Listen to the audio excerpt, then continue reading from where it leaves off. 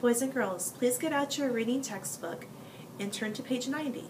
We're going to be reading American champion swimmer Gertrude Ederle. Please make sure you pay close attention and follow along as I read, because at the end you're going to be doing a reading scavenger hunt over the story. In 1906, a woman kept out of many clubs and restaurants. In most states, they were not allowed to vote. Many people felt a woman's place was in the home. But Gertrude Ederle's place was in the water. Gertrude Ederle was born on October 23, 1906. She was the third of 6 children and was raised in New York City, where she lived in an apartment next to her father's butcher shop. Her family called her Gertie. Most everyone else called her Trudy. Trudy spent her early years playing on the sidewalks of New York. It wasn't until she was 7 that her first adventure in the water. While visiting her grandmother in Germany, Trudy fell into a pond and nearly drowned. After that near disaster, Trudy's father was determined to teach her to swim. For her first lesson, he tied one end of a rope to Trudy's waist and held on the other end. He put Trudy into a river and told her to paddle like a dog. Trudy mastered the dog paddle. She joined her older sister, Margaret, and the other children in the water, and copied their strokes. Soon Trudy swam better than any of them. From that summer on, it was hard to keep Trudy out of the water. She loved to swim. At the age of 13, she became a member of New York Women's Swimming Association and took lessons there. At 15, Trudy won her first big race. The next year, she attempted to be the first woman to swim more than 17 miles from Lower Manhattan to Sandy Hook, New Jersey. When Trudy slowed down, her sister Margaret yelled, "Get going, lazy bones!" And Trudy did. She finished in just over 7 hours, and she beat the men's record. People were beginning to notice Gertrude Ederle. Newspapers described her as a courageous, determined, modest, and poised. They called her the most perfect swimmer. Trudy's mother said she was just a plain home girl. In 1924, this plain home girl was good enough to make the U.S. Olympic team. Trudy won 3 medals at the Games in Paris. Her team won more points than any other country's swimming teams combined. By 1925, Trudy had set 29 U.S. and world records. She was determined to take on the ultimate challenge, the English Channel. Many had tried to swim the more than 20-mile wide body of water, cold, rough water that separates England from France. But only 5 men and no women had ever made it all the way across. Many people were sure Trudy couldn't do it. A newspaper editor declared that Trudy wouldn't make it and that women must admit they would remain forever the weaker sex. It didn't matter to Trudy that people said or wrote.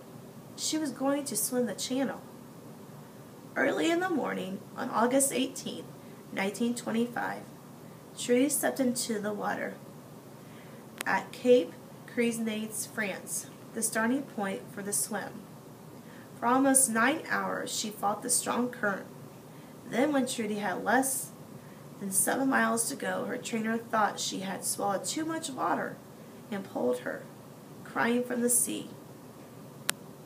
Trudy did not give up her dream. A new trainer, and a year later, on Friday, August 6, 1926, she, Trudy, wore a red bathing cap and a 2-piece bathing suit and goggles that she and her sister Margaret had designed to protect her from the icy cold water. Margaret coated Trudy with heavy grease. The greasing took a long time, too long for Trudy. "For heaven's sakes," she complained, "let's get started." Finally, a little past 7 in the morning, she stepped into the water. "Eee, but it's cold," Trudy said. Trudy's father, her sister Margaret, her trainer, and a few other swimmers were on board a tugboat named Alaska. The boat would accompany Trudy to make sure she didn't get lost in the fog and was safe from jellyfish, sharks, and the channel's powerful currents. There was a second boat, too, with reporters and photographers on the board. As Alaska bobbed up and down on the choppy water, Margaret wrote in chalk on the side of the boat, "This way, old kid." She drew an arrow that pointed to England. To entertain, Trudy, Margaret, and some of the others sang American songs, including the Star-Spangled Banner, East Side, West Side. Trudy said the song kept her brain and spirit good. At first, the sea was calm. Trudy swam so fast that her trainer was afraid she would tire herself out.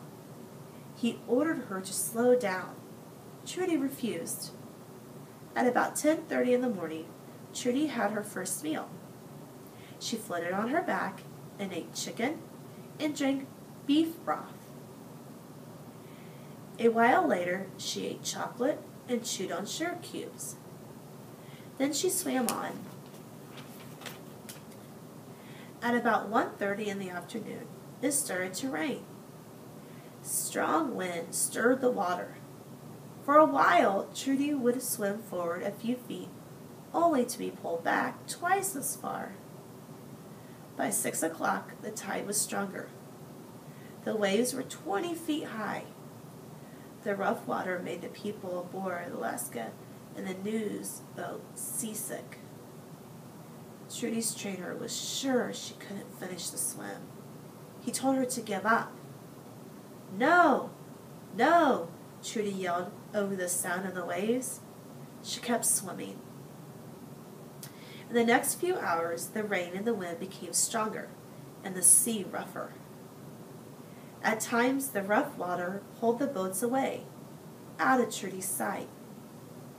She was scared. It was eerie being out there all alone. Now Trudy began to have trouble kicking in the water. When the Alaskan came close again, Trudy said her left leg had become stiff. Her trainer was frightened for her. He yelled, "You must come out!" "What for?" Trudy shouted, and kept swimming. Trudy continued to fight the tide and the constant stinging spray of water in her face. She knew she would either swim the channel or drown. As Trudy neared Kingston on the coast of England, she saw thousands of people gathered to greet her. They lit flares to guide her to shore. At about 9:40 at night, after more than 14 hours in the water, Trudy's feet touched land. Hundreds of people, fully dressed, waded into the water to greet her. When she reached the shore, her father hugged Trudy and wrapped her in a warm robe. "I knew if it could be done, it had to be done. And I did it," Trudy said after she got ashore. All the women of the world will celebrate. Trudy swam the channel in just 14 hours and 31 minutes. She beat the men's record by almost 2 hours. In the newspaper across the world, Trudy's swam was called history-making. Reporters declared that that women are the weaker sex was shattered forever. Trudy sailed home aboard the SS Bergen after 6 days at sea. The ship entered New York Harbor. 2 airplanes circled and tipped their wings to greet Trudy. People on the boats of all kinds rang their bells and tooted their horns to salute her. Fog horns sounded.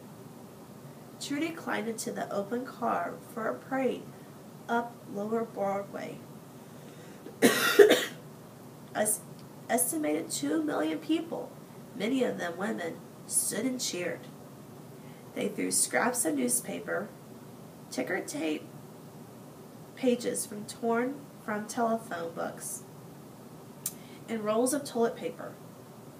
When her car arrived at the New York City Hall, Mayor Jimmy Walker praised Trudy for the courage, grace, and the athlete poise. American women, he said, have ever added to the glory of our nation.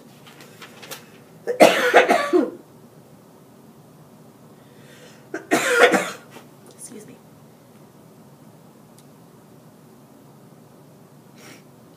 President Calvin Coolidge sent a message that was read at the ceremony.